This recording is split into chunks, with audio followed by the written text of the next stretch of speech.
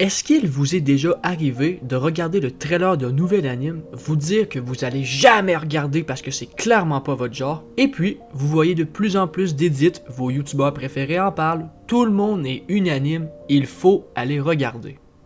Vous vous êtes sûrement dit « Non, je rentrerai pas dans le train de la hype, je suis pas comme tous ces PNJ à aimer de la merde » pour au final écouter tous les épisodes en moins d'une semaine. Ça vous est déjà arrivé, n'est-ce pas?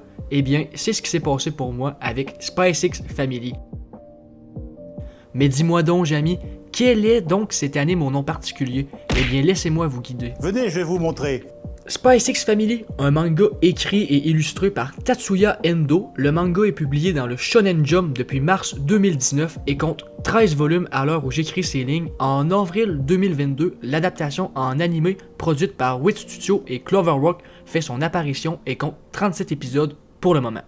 L'histoire se déroule dans un monde fictif où deux pays, le pays de Westalis et le pays d'Ostania, se livrent une guerre de l'information sans précédent. Pour ce faire, ils font appel à des espions pour surveiller et agir dans l'ombre. Avouez, ça vous rappelle une certaine époque avec un moustachu à béret. Bref, nous suivons l'agent Twilight, je vais me passer de faire des blagues sur son nom, qui est considéré comme le meilleur espion de tout Westalis. L'agent Twilight se fera confier une mission, celle de surveiller le chef du Parti des Nations Unifiées, qui, selon les informations, préparerait un plan pour déclencher une guerre entre les deux nations. Pour ce faire, il devra avoir accès aux réceptions de la prestigieuse école d'Eden, seul endroit où sa cible a été aperçue. Quand même spécial que le seul endroit où un mec de plus de 50 piges a été vu, c'est dans une école pour les 6 à 19, mais bon.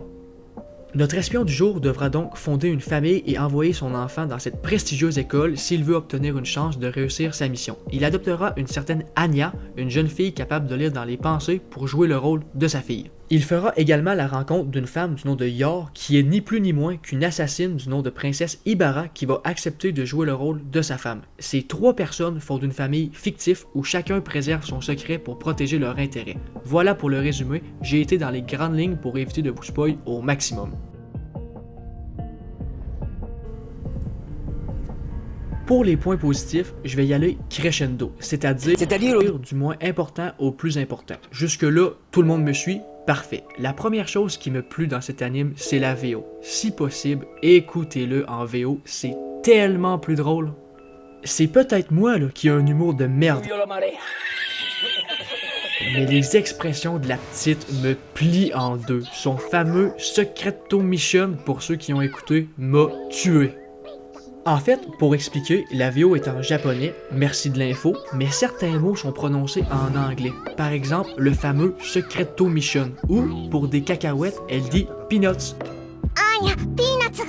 Ça paraît con, mais avec la voix d'enfant plus le ton utilisé, ça rend le truc trop drôle. Ensuite, un autre point positif, c'est la mise en scène et l'animation. L'animation parce que c'est vraiment agréable à regarder, mais surtout la mise en scène. Par exemple, il n'est pas rare de voir des scènes où les trois protagonistes sont ensemble et on entend les pensées de chacun. Pour vrai, c'est trop drôle de les voir être complètement à côté de la plaque. Les expressions du visage sont simplement magnifiques, c'est une manière très habile de transmettre des émotions et ça contribue énormément à l'humour de cet anime. En fait, tous les points que je viens de citer me permettent de vous parler d'un des plus gros points positifs de SpaceX Family, c'est l'humour. Cela faisait longtemps que j'ai pas autant tapé des barres sur un anime. En même temps, il y a certains animes, ça s'y prête moins. En tout cas, dans SpaceX Family, l'humour a une place importante dans l'œuvre, ce qui fait en sorte qu'on peut regarder sans se prendre la tête et c'est accessible à un plus large public. Je pourrais aussi mentionner que le fait que ça soit plus grand public est aussi un point positif parce que ça permet à plus de gens et surtout la nouvelle génération de s'intéresser aux animes, ce qui est tout bénef pour tout le monde.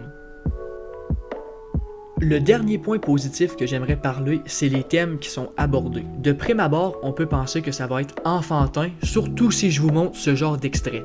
Eh bien, détrompez-vous. Derrière certains thèmes qui peuvent sembler anecdotiques, on peut apercevoir des thèmes beaucoup plus matures. Par exemple, la façon d'éduquer un enfant. Évidemment, c'est pas un guide de la petite enfance, mais il y a des bonnes morales à en tirer. Pour en finir avec les points positifs, je dirais que autant les plus jeunes que les plus vieux peuvent en tirer quelque chose, donc oui, mon titre était putaclic. Rien à foutre.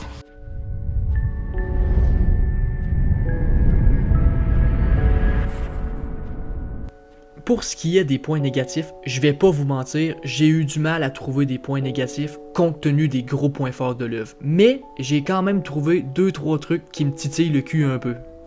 Premièrement, les enjeux. J'ai trouvé qu'à certains moments, il en manque. On a rarement l'impression qu'un échec peut vraiment être grave. Certains moments ont beaucoup d'enjeux.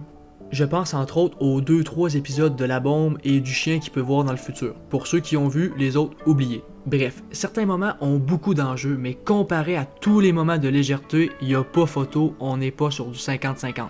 C'est peut-être moi qui sors de plusieurs animes aux enjeux importants et que c'est pas le but premier de Spice X Family, mais je serais pas contre s'il y en aurait plus. PS, le problème a été pas mal corrigé avec la saison 2, donc voilà, c'est tout bénef. Ensuite, second point négatif, j'ai trouvé que certains épisodes ressemblaient plus à des épisodes de remplissage qu'à des épisodes où l'histoire avance. Le meilleur exemple qui me vient en tête, c'est l'épisode du château. Niveau action et humour, ça le fait, mais j'ai pas compris le but de la chose, ça m'a même un peu sorti de la trame de l'histoire. Je tiens quand même à préciser que ces épisodes sont plutôt rares. Sur 37 épisodes de sortie, il y en a 3 où j'ai trouvé que ça faisait un peu remplissage, donc c'est pas non plus catastrophique comme situation. Je vous rassure, on n'est pas sur du One Piece avec je sais pas combien d'épisodes de remplissage, donc tout est nickel.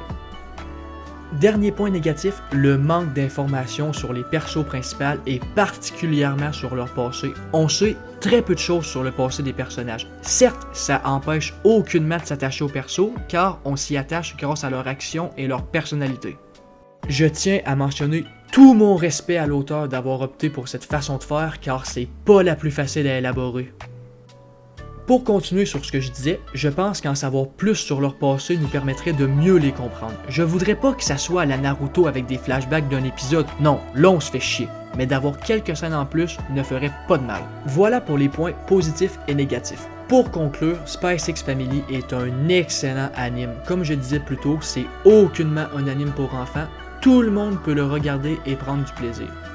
Donc, pour toutes les raisons mentionnées, je ne pourrais faire autrement que de vous recommander chaudement cet anime. Pour moi, c'est une valeur sûre. Sur ce, je vous laisse et on se dit à la prochaine critique.